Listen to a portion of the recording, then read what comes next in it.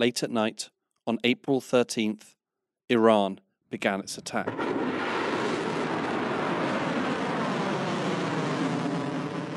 170 drones, 120 ballistic missiles, and 30 cruise missiles were fired at Israel. The projectiles did not reach their targets until the early hours of April 14th, by which time the vast majority had been shot down. Western outrage followed. European Commission President Ursula von der Leyen made a statement the morning after the attack. Yesterday, Iran launched a massive attack against Israel using drones and missiles. Such a direct Iranian attack against Israel is unprecedented. Today, we, the leaders of the G7, condemned this in the strongest terms. We expressed our solidarity and support to the people of Israel and reaffirmed our unshakable commitment towards its security. Given the nature and scale of the attack, it was almost guaranteed that Israel would respond. Amid intense speculation, news that Israel had retaliated broke in the early hours of Friday, April 19th. Just as what followed Iran's attack, following Israel's retaliation, global voices called for calm. US Secretary of State Antony Blinken spoke to reporters. We're committed to Israel's security. We're also committed to de-escalating, to trying to bring this tension to a close. This week, why did Iran attack, and what did it hope to achieve? Has Israel's muted retaliation reduced the risk of further Iranian attacks? And has the region avoided a catastrophic regional conflict, or is the threat still present? My name is Hugo Goodridge. You're listening to The New Arab Voice.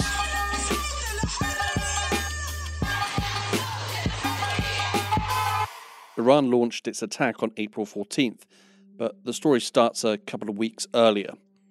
On April 1st, Israel attacked the Iranian consulate building in the Syrian capital Damascus.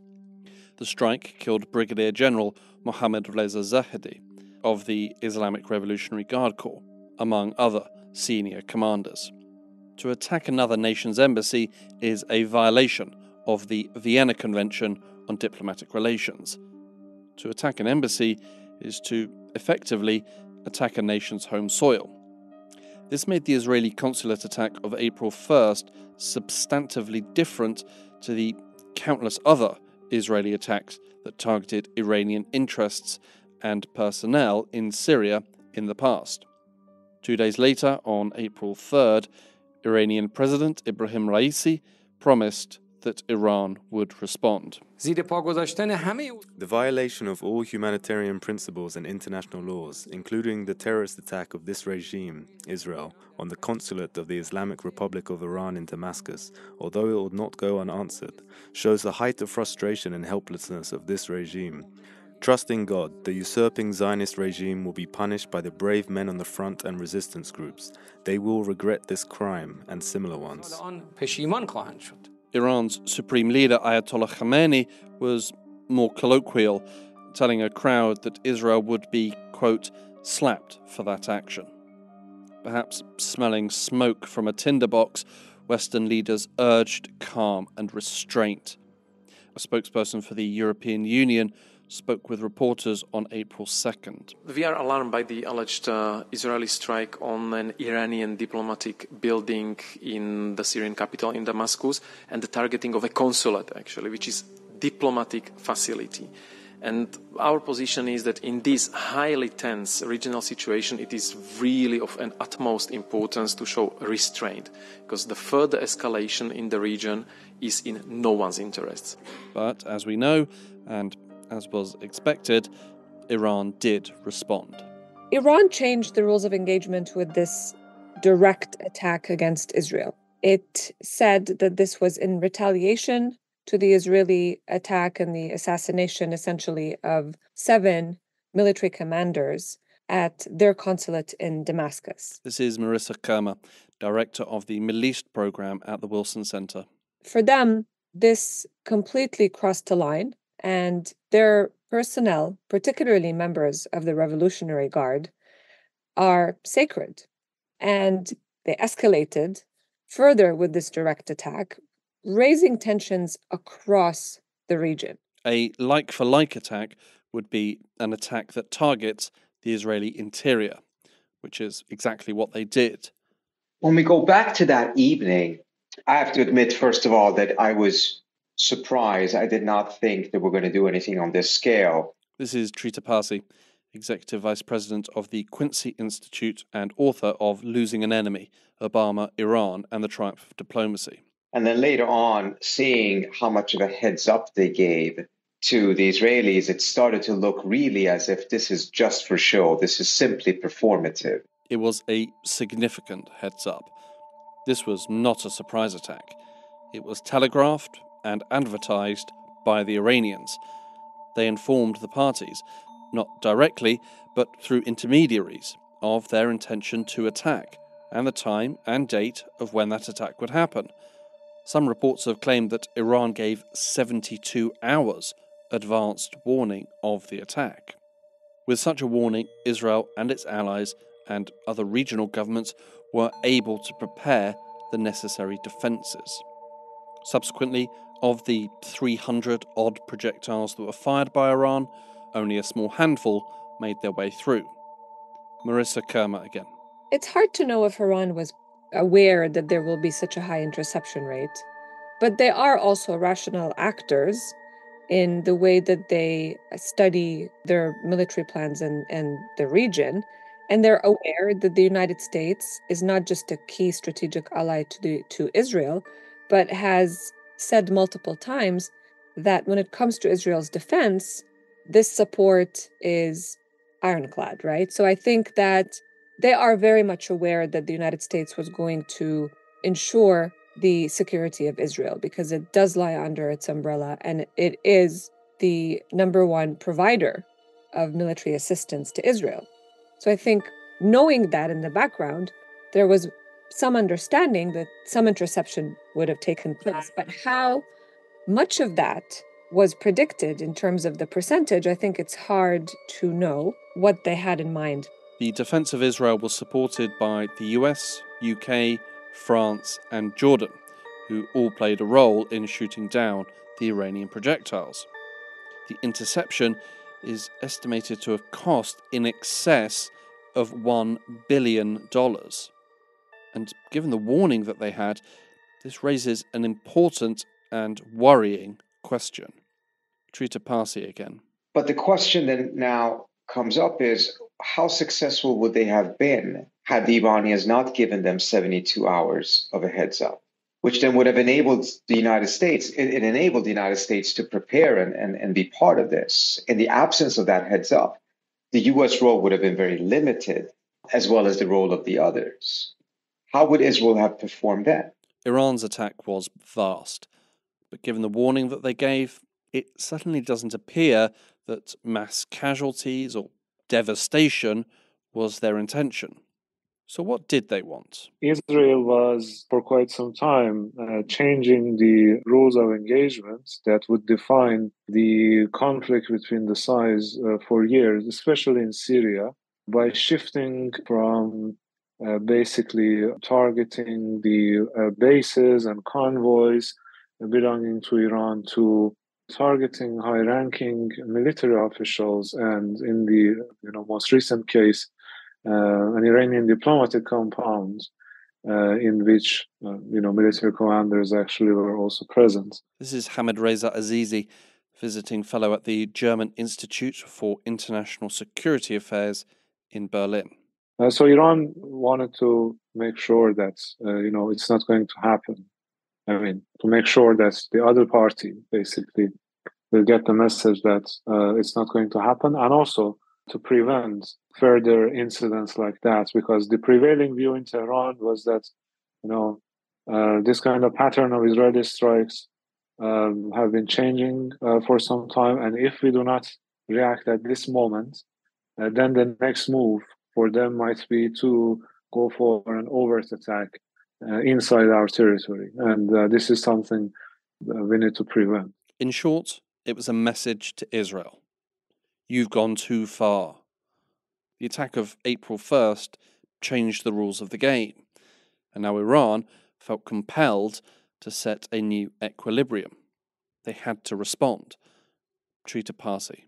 So it seems like the Iranians managed, perhaps there was some luck in it as well, but they managed to show they can hit Israel. And they can hit Israel in such a way that it actually penetrates Israel's air defenses. And this is a big difference then, because it reveals that the maneuverability and the freedom of action that Israel enjoyed before, in which it essentially could whack any country in the region with impunity, that has now come to an end. That's not to say that Iran is stronger than Israel or that Iran would win a war against Israel. I don't think it likely would. But Israel can also no longer strike at Iran without expecting to pay a high price. And that price is such that it actually can bring about significant damage to very sensitive installations inside of Israel. The attack by Iran on April 14th said that Iran was prepared to use military force. But simultaneously, they also sought to avert war and calm tensions. In one Orwellian expression, they wanted to escalate to de-escalate. Hamidreza Aziz. So it was quite obvious that they wanted to do something, and they wanted to do something significant, but at the same time, they didn't want a war. And that's kind of a level of preparedness on the side of Israel and its allies. And basically, that prior warning contributed a lot to the situation not escalating further. But at the same time, the Iranians, as it was obvious in their statements, they made it clear that they want a new equation. The one thing that they did not use was the element of surprise. That would have been a completely different scenario, because then we would have seen a lot more damage, possibly civilian casualties, and it would have changed the calculus across the region in a very different way. For all the 300-odd drones and missiles that were fired, the damage was limited. The Nevatin airbase and Ramon airbase, towards the south of the country, were confirmed to have been hit, but Israel claims that the damage was not substantial. Iran claimed to have hit bases in the Golan Heights in the north, but these have not been confirmed. The lack of any crippling blow to Israel's military infrastructure, combined with the advanced warning of the attack, point to an Iranian desire not to escalate, while also show strength. Can we say that the Iranians were successful in their aims? I mean, in their own view, it seems that they are quite satisfied with the results of the attack. If we refer to, for example, Khamenei's remarks in his meeting with, top-ranking military commanders on April 21, he kind of praised what the armed forces did. During recent events, the armed forces showed a good image of their abilities and power. They also proved the emergence of the power of the Iranian nation's determination at the international level. From that, we can conclude that, at least at this stage, and especially given the limited scope of the Israeli response, they think that they have at least been successful in sending their message. But Khamenei had more to say. The issue of the number of missiles fired, or the missiles that hit the target on the other side, is a secondary issue. The main issue is the emergence of the willpower of the Iranian nation and the armed forces in the international arena.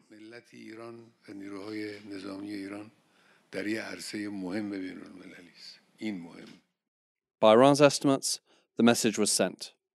As to whether or not Israel read and understood the message, time will tell. Iran's attack can also be viewed as an exercise in information gathering or reconnaissance by fire.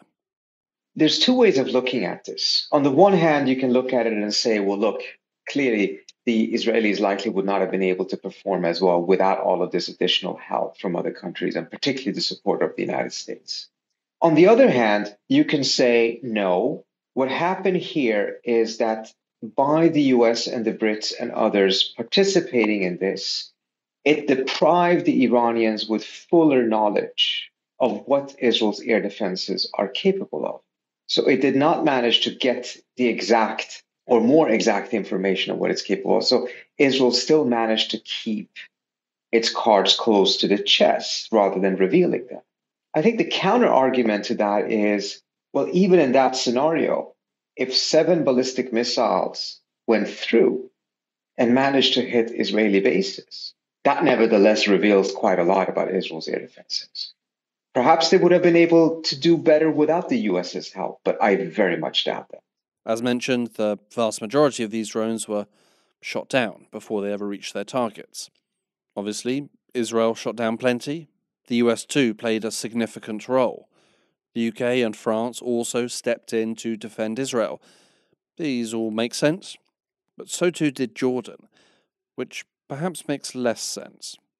Why is an Arab nation stepping up to defend Israel at a time when Israel is committing genocide in Gaza and whose actions have fostered intense outrage among the Jordanian population?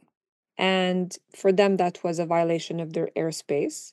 And the Jordanian government was very clear, a few days after the April 13th attack, that they would do the same if Israel would also try to use their airspace for a retaliatory attack against Iran. I think that was part of their effort to balance what they've done and try to communicate why they took that step to basically shoot down these drones. I mean, some of the droplings of these drones were found in civilian centers in Amman. So I think for a lot of Jordanians, that evening, there was a sense of uncertainty and fear, and it became very real. It's worth noting that Jordan and Iran aren't strictly friends. They're not enemies, but the war in Syria, which Iran has been heavily involved in, has caused numerous problems for Jordan. In recent years, it's particularly the Iranian-enabled drug smuggling routes that cross from Syria and into Jordan. So Jordan is constantly trying to balance its position, but it's also very clear. And, the king came out and said that we will take whatever measures necessary to protect our territory. This is about territorial integrity. This is about our sovereignty and about protecting our people. There's tremendous support, unquestionable support, and very understandable for the Palestinian cause in Jordan and across the Arab world. And with Jordan in particular, it hosts the largest number of Palestinian refugees, and many families in Jordan are also of Palestinian descent. And for many Jordanians, they've lost family, they've lost property, they've lost friends. So this is very deeply felt in Jordan. I think that if you look at sort of the social media landscape after this Iranian attack, there were many that were extremely critical of what Jordan did in terms of basically shooting down some of these drones. And that's when, the foreign minister and other government officials also went out and talked about this. The king himself also reiterated the need to protect Jordan's territory, sovereignty, and its people. Following the shooting down of the Iranian projectiles, the Jordanian authorities quickly sought to compartmentalize the Iranian attack and Jordan's response, and the ongoing war in Gaza. For them, two issues, with two separate responses. The Jordanian Minister of Foreign Affairs, Ayman Safadi, addressed reporters on April 16th.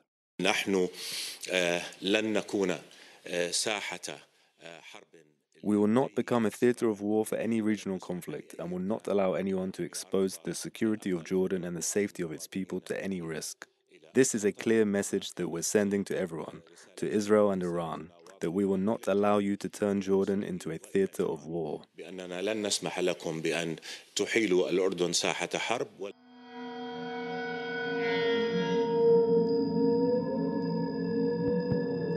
Following the Iranian attack, Israel vowed a response, despite calls for restraint. In the early hours of Friday, April 19th, Israel followed up on their promise. Their attack targeted the central Iranian province of Isfahan, with additional strikes hitting targets in Syria and Iraq. Iran's uranium conversion facility and enrichment facilities are both located in Isfahan province. Additionally, it's the site of a number of important military bases. Another interesting point to Israel's attack is that it would appear that they listened to Jordanian warnings about using their airspace and flew around, instead going through Syria and Iraq. And the intention behind this attack appears to be similar to that of Iran's. On one side, the Israelis wanted to make it clear that they also don't want war because, there could be 100 different scenarios through which they could ignite a war if they wanted. But at the same time, they wanted to also make it clear that they don't accept these so-called new equations by the Iranians. And they are going to stick to their policy of so-called campaign between the wars, targeting Iran, and they won't shy away from basically even targeting some places within Iran if push comes to shove. The Israelis' choice of target was significant. That's where lies the significance of the attack, because it wasn't just anywhere where the Israelis targeted. It was Isfahan is located right in the heart of the country. So on one side, Israel wanted to show its access basically all over the Iranian territory, and it was quite close to some of Iran's nuclear and military facilities. And based on the reports that we have, what they actually targeted was the radar system of one of the S-300 air defenses that Iran has established there. So I think the message by the Israelis was also quite strong, that we do have the capability to strike back, so let's just stick to the prior rules of engagement. Similar to Iran's strike on Israel, damage caused by the Israeli attack was minimal, and certainly minimal enough for the Iranian regime to almost ignore the attack. After the attack, officials claimed that no damage was caused. And just like with the Iranians, amidst all the loud bangs and bright lights, there was an odd message of de-escalation. Although we can't be sure from where this message came from, the Israelis or the Americans. No, I think the U.S. pressure and, more broadly speaking, the pressure of Israel's Western allies was quite significant in basically defining and determining the scope of Israel's response. Because if we refer to the media reports, for example, different outlets published in the days after the Israeli attack, they were already considering quite a few options, ranging from a widespread attack within Iran to some sort of lower scale responses like they did, like what they did in Isfahan. So I think from the very first moments after the Iranian attack, the United States was quite clear that Israel should act based on self-restraint, and that Washington doesn't want, a regional war. So did Israel's other allies. I think without a doubt, the US, as well as to some extent the Europeans, played a role in holding Israel back. But it was also done through expressing further support for Israel, which may manifest itself in the Israelis going at Gaza even harder than before. There was also a strong argument to say that the US could have gone further with their pressure. The US would certainly have the leverage, in my assessment, to be able to tell the Israelis, sorry, but you started this. You did not consult us. You told us about this last second. That is the original consulate strike in Damascus. You risked a restarting of Iraqi and Syrian militias targeting American troops, putting us in direct danger. And now you got hit back. We helped you to make sure that it didn't become worse than it could have been. But this is it. This is the end of this story.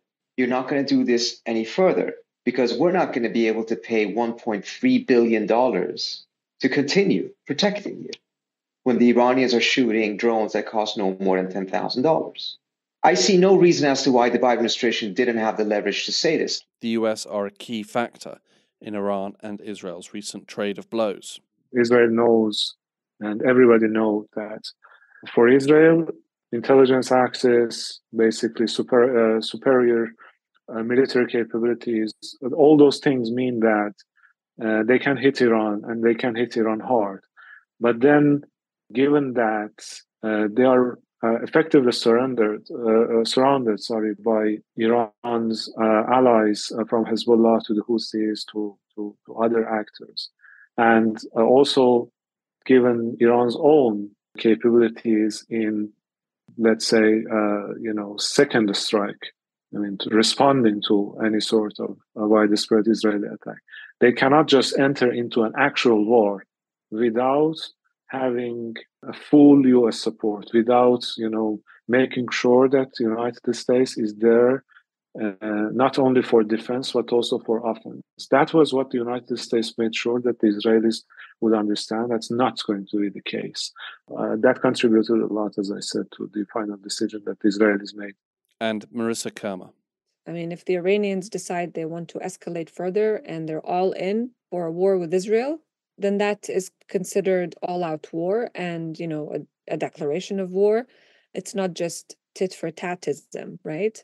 You will definitely see the United States going in. The United States has various interests in the region beyond the security of Israel.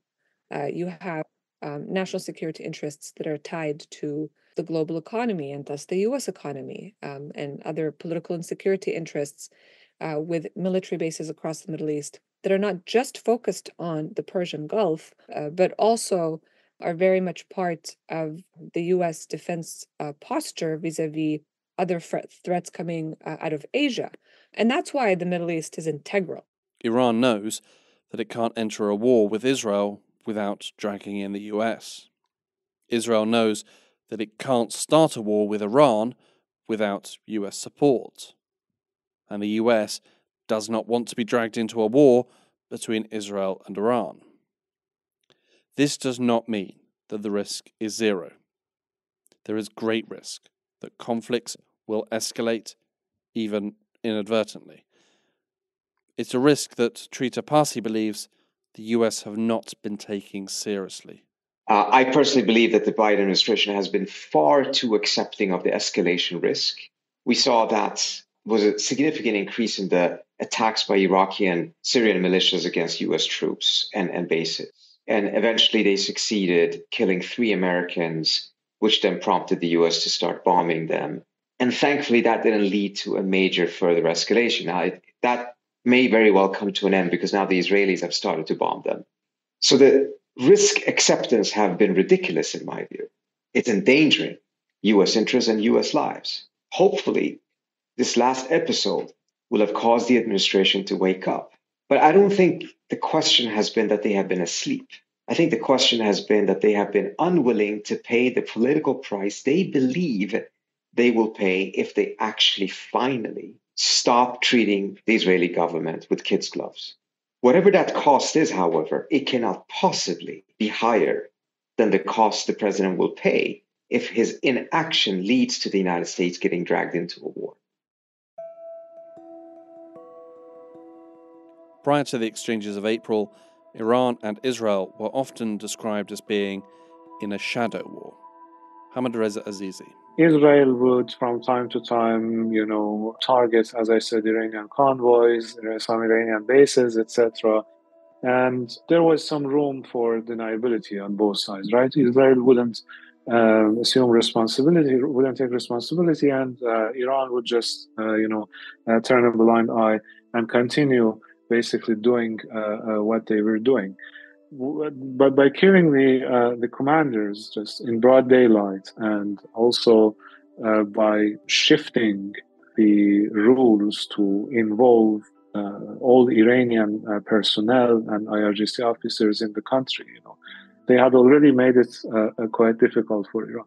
So this new equation actually is an attempt, I think, to basically, move things back to prior October 7. I'm not sure still to what extent it's going to be successful. And why I'm saying this, because The October 7 changed the threat perception on the Israeli side quite significantly. I mean, if we assume that the logic behind Israel's sort of, for the lack of a better word, restraints in not targeting Iranian commanders was not to ignite a war, since October 7, they started to see themselves effectively at war with the so-called axis of resistance supported by Iran. So by extension, with Iran itself.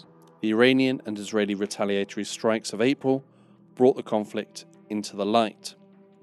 The region came dangerously close to conflict of utterly devastating consequences. The recent strikes have created a new equilibrium between the two sides. Neither side can go back to before April, and the risk remains real. But currently, the lack of desire for a war is balanced. Neither side wants it. So that was what made the Israelis to abandon the prior rules of engagement. And as we can see, that perception is still there. And even with the end of the war in Gaza, whenever that happens, they have already made it clear that they are going to think of a substantial solution when it comes to Hezbollah, for example, or other parties. So at the best case scenario, we may expect the two sides to just not target each other directly, but the conflict will continue and the risk of escalation will remain there, I think. So that's... Led by their current governments, Iran and Israel are not going to talk. They will not meet, there won't be summits, and no treaty signing photo ops. But the US and Israel do speak, a lot. And in the past, the US and Iran have spoken. Final words to Trita Parsi. But at some point, the dialogue between Iran and the United States needs to move beyond deconfliction. Because otherwise, we will be stuck in a situation in which we're constantly on the precipice of a conflict. But thanks to that channel, most of the time, hopefully all of the time, it will be avoided. That's not a sufficiently good situation to be in. We should be grateful that it exists. We should be grateful that both sides were adults enough, particularly the Iranians, who otherwise have refused to engage with the United States. The Biden administration has been open to it. The Iranians have not. But it's important that they have, nevertheless, even though they deny it, engaged in those discussions and dialogue with the help of some countries in between who have mediated. But I think we need to move beyond that rather quickly, because we cannot count on getting lucky or that the deconfliction channel will be sufficient every time, particularly if the United States under Biden refuses to force upon the parties a ceasefire. That means that the risk of escalation will continue to be around and likely continue to increase.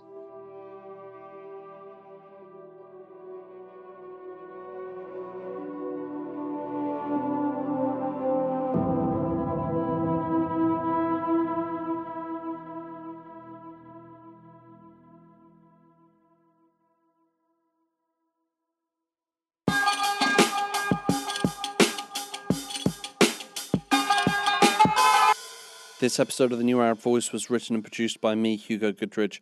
Our theme music was by Omar El Phil. The New Arab Voice is taking a short break, but we'll be back with new episodes soon. Until then, you can find all our previous episodes on all major podcast platforms. Our Roundup podcast, The New Arab Weekly, will be out with a new episode on Friday.